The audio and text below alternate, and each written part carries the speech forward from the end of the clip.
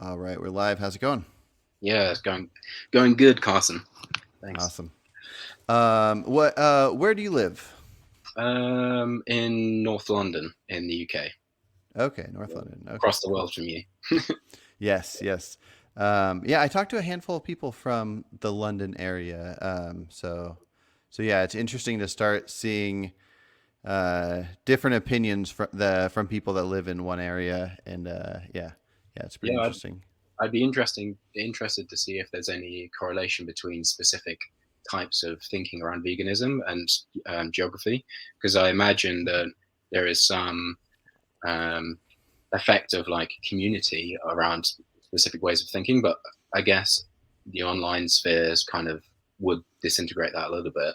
But the fact that I'm watching your videos regularly, so I'm being influenced by your thoughts, for example. So my Hmm. reasoning is probably maybe more akin to people that I follow, not necessarily who I'm geographically close to. Yeah, yeah, no, that's a good point. Because, yeah, I talked to a handful of people that are vegan. They've been vegan for a while, but they have not one vegan friend. Yeah, And so the way that they can feel like they're not crazy is they can see all the vegans on the internet. yeah, Where most people I know that are vegan actually have lots of vegan friends, and we do yeah. like vegan gatherings. Like we'll have a holiday of all vegans together, and Nice. uh, yeah, so it's pretty interesting. Hey, real quick before we get going, I don't know what your time frame is for being able to talk, but are you good for about like 45 minutes? I have no limits, so Okay, whatever you're happy with, Carson. sounds good. We'll probably do about 45 today, maybe close to an hour, and then Cool. hopefully we'll set up another talk as well. Cool. Um, so yeah, what are your thoughts? What's been on your mind with veganism? I have three lines of questions or things that I've been thinking about recently, and one of them is partly as a discussion with some of my friends who aren't vegan but are proponents of what is commonly known as the logic of the larder argument, um, Hmm. which we can go into first if you want. The Yeah, I'm other not familiar with it. Oh, okay. Cool. The other things are, as you may have seen, I'm also a business owner of a company that Hmm. makes edible insect products. Mm. So there's maybe a discussion to have around why I exactly think that that's a ethical decision, or why there is a moral reason behind it. Hmm. And the last thing was just a bonus question. We'll leave that as a mystery. Okay, okay. The first one I think is the one that I've been most pent up about and thinking about most. So maybe we discuss that. But the logic of the larder is, to summarize it, I think it was coined by Jeremy Bentham or something along these lines. But the lover of animals is the one whose larder is fullest of them, and it's the idea that bringing more animals into existence, assuming that they have a net positive life, is good for them and good morally as a thing to do. So it could be, let's say, we bring cows into existence and they have, throughout their lifetime, many small positive experiences that adds up to more than the suffering that is caused at the end of their life, the killing of them. And that is better overall than them not existing because there is a net positive to their existence. Mm. Um, Do I have you had agree with this? no, I don't agree with this, Okay. but it would be interesting, I think, to get your perspective on it and see what your reasonings against it would be, and then I can talk about maybe my reasonings against it as well, because I think yours actually differ from mine. Yeah, I think we might actually agree on this. So I have three what I'd call close friends, I guess, that I haven't met in real life that are utilitarians. They're big fans of Bentham, and they all talk about how having more people or more animals, if there's net positive life, is a good thing. And I have not been able to see this. The I think one of the best questions I've had that kind of lead me to be able to explain how much I don't see this is I was Yeah, talking to this guy named Travis. Travis Talks, and yeah, he was asking me if I could either choose to have this world of no existence at all or a world of all pleasure. There's just complete pleasure, but like a little bit of not pleasure. So like maybe everybody gets a handful of paper cuts in their lifetime, and then everything else is pure pleasure. Could yeah, like which one would I call better? and I Yeah. don't think I could call. If I had to call one better, it'd be the non-existence, Mm. because it would just be neutral, and then the other one, I wouldn't be able to compare it to anything because the idea of not existing means nothing to me. Like now that I exist, I want to exist. I want to feel pleasure. I want anything that can feel pleasure and pain to feel pleasure. I want you to feel as much pleasure as you can. Um, but the idea to say that a world with sentient beings that can feel pleasure and a little bit of pain, that I could call that better than non-existence. I guess I just don't get that. So I don't believe in the idea of creating something just to have more pleasure in the world. I Yeah. just think that once a sentient being exists, I prefer pleasure over pain. Yeah. I thought that would be your answer. I think Mm. I kind of guessed I it. thought I you think were saying that you have that same thought. You do no, not. no, Okay. no.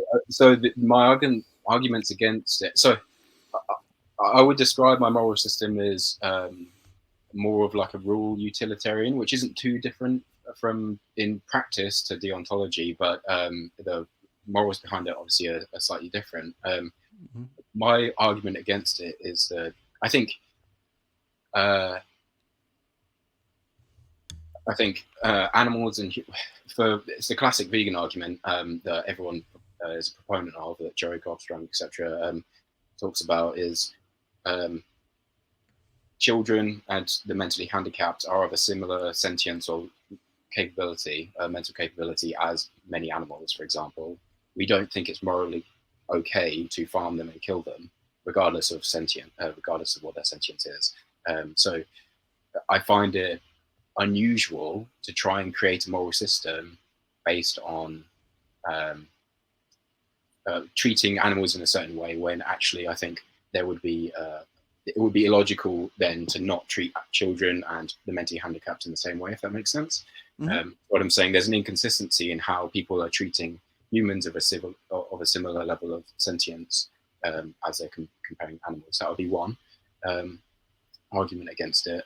The second one would be this. I think Henry Saltz was a philosopher who um, came up with the idea, which is similar to yours, I think, which is basically the idea that to compare existence to non-existence is kind of a false comparison because um, you if you don't exist, you have no desire to be.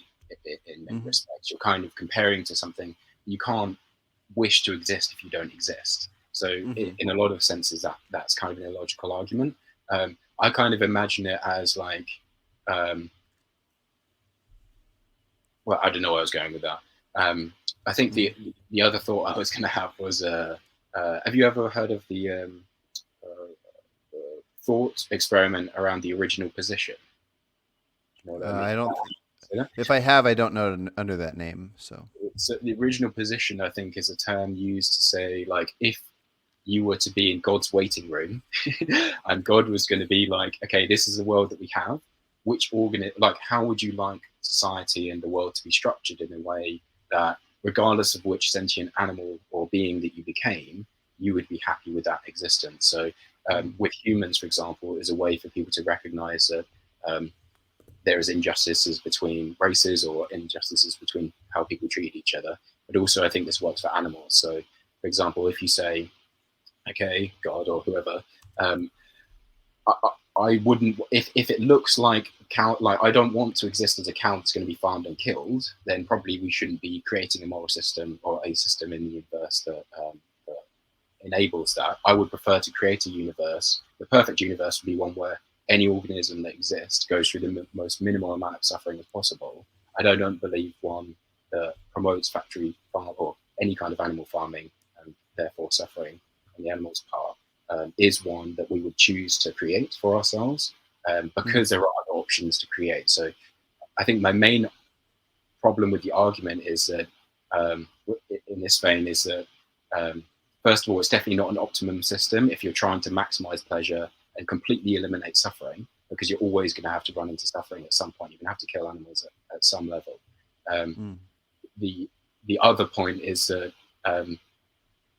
we're talking about it as if that's the only method at which you can bring animals into existence, as if like that is the only way that we can create more lives on the planet. And I don't believe that animal farming is, one, the best method at bringing the maximum amount of organisms onto the planet, and two, for reducing their suffering. You could quite easily imagine a world where you use the cows for things like agriculture, but you didn't kill them. You just allowed them to mow down the grass and refertilize the fields, etc. There might be less cows, but on average, they're going to be living much higher level of experience. They're not going to be going through that level of suffering towards the end of their life. So, in terms of percentage of their lives that are happy, it's always going to be higher, in my opinion, than if you were to instead go through a farming system. Um, does that make sense? Yeah, yeah, it does. It's kind of interesting. It's like the vegan version of John Rawls' take on starting a society. Are you familiar with that? No. Where basically, if you're imagining how you'd want a society to take place, what you'd want the political system to look like, Yeah. how welfare would work, and all that kind of stuff, is when you're deciding what you want, you would have to imagine that you wouldn't know where you would end up in the society. Exactly. Like so you create the society, and then you might end up being a person that's like in a wheelchair or something that can't do certain jobs, or maybe if you're because there'd be a difference between creating a society where you know that you're this wealthy politician or something versus if you end up just being a blind beggar on the street. Like, how would you want the society to benefit you? Exactly. And so, yeah, I don't. But the thing is, I don't think I would create anything. Well, let me ask you a question to see how much you would create if it didn't affect you. If there was an island that had no people on it whatsoever, and you could basically just press a button, you might have heard me talk about this, press a button and 10 people appear on this island. There's a mom and dad and some kids. They're going to have the greatest lives. They're not going to reproduce or anything. They're just going to have the greatest lives, and all 10 of them will die out of super old age. They have all the food in the world, but they're never going to leave that island and come in contact with anybody, and nobody's going to go come in contact with them. Would you just make those people appear so you could do the math and say, "Sweet, there's more pleasure in the world"? When you phrase it like that, it seems a little bit arbitrary. And I think I agree with you if I take a completely cosmological perspective on it. If I was an onlooker to this system, and I wasn't really playing a part in it, I probably wouldn't care that much. Um, in the same way that, like, if a highly advanced being, in the same way that we might think about like how microbes exist, do we care about microbes existing on other planets? And is that a positive thing, even though they're experiencing fractional amounts of positive experience? If there was a highly intelligent being that was looking down on Earth, would they feel the same way? They probably wouldn't care. It's like such a minor, small, meaningless benefit to a positive experience. I think from a personal level, because I value positive experiences, I would have to say yes, I would want them to exist. But I think Mm-hmm. from if I dissociated from myself, I think maybe I wouldn't care too. It would be maybe neutral. It's difficult for me to say. Gotcha, gotcha. Okay. Would you rather? Yeah. I want to figure out some math stuff here. Okay, so let's say there are. Do, do, do, do, do, do, do. Okay, so let's say a person is full of 10 units. They either have uh, some ratio of pain and suffering, or all suffering, all pleasure. So let's say so if somebody could be just 10 units of pleasure, 10 units of suffering, or some mix. So let's say right now there's three people standing next to you, and they have nine units of suffering and 1 unit of pleasure, each of them. Yeah. And you could create a new person that has 10 units of pleasure, and that's all you do. Or your option would be not create anything new and just add a unit of pleasure to each of those three. So then it would be 2 pleasure, 8 suffering for each of them. So the math of the universe would be with one option, you have 10 more units of pleasure, but this other option, you're only adding 3 units of pleasure. Is it not better to make the already existing sufferers suffer a little less than to create something new that didn't need to exist, just to have a higher ratio in the world? it's a really good question, and I'm leaning towards agreeing with you that it would be better.